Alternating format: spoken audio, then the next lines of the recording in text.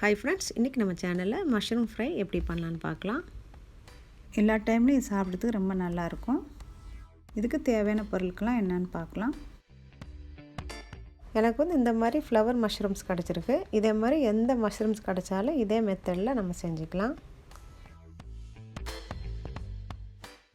1/4 kilo mushroom,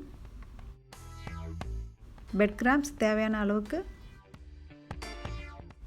2 முட்டை, தேவையான அளவுக்கு கார்ன்ஃப்ளவர் மாவு, 1 டீஸ்பூன் மிளகுத்தூள், தேவையான அளவுக்கு உப்பு,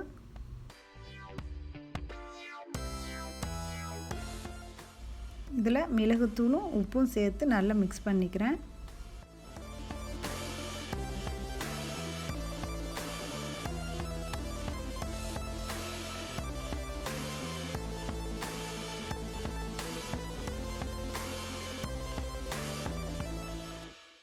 முட்டை இல்லாமல் இதே டைப்பில் பண்ண முடியும்.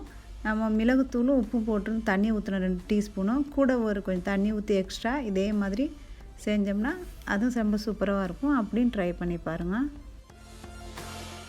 இப்போ கார்ன்ஃப்ளவர் மாவில் எல்லா மஷ்ரூமையும் எல்லா இடத்துலையும் மாவு படுற மாதிரி ஒன்று ஒன்றா பெரட்டி எடுத்து வச்சுக்கிறேன்.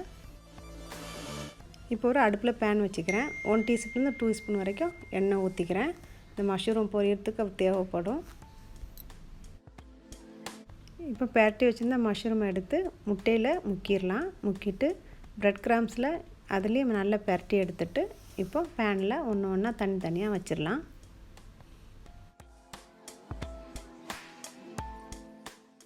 இந்த பிரெட் கிராம்ஸ் பார்த்திங்கன்னா நம்ம வீட்டில் திரிச்சது தான். 2 டைப்ஸு ஈஸியாக எப்படி பிரெட் கிராம்ஸ் ஏன்னு சொல்லிவிட்டு நான் வீடியோ போட்டிருந்தேன். உங்களுக்கு தேவைப்பட்டுச்சுன்னா அந்த வீடியோ லிங்கு மேலே இருக்குது, கிளிக் பண்ணி நீங்கள் செஞ்சு பாருங்கள்.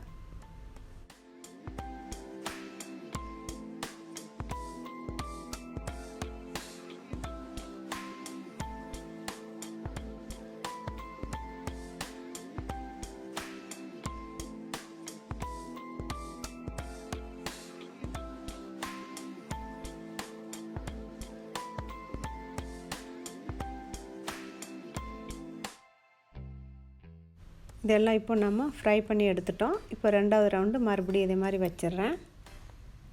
ஃப்ரெஷ்ஷாக எந்த மஷ்ரூம் கிடைச்சாலும் இதே மெத்தடில் செஞ்சு பாருங்கள், ரொம்ப நல்லா வரும். இந்த வீடியோ உங்களுக்கு பிடிச்சிருந்தா ப்ளீஸ் லைக், ஷேர், சப்ஸ்கிரைப். மீண்டும் அடுத்த வீடியோவில் சந்திப்போம். தேங்க்ஸ் ஃபார் வாட்சிங் ஃப்ரெண்ட்ஸ்.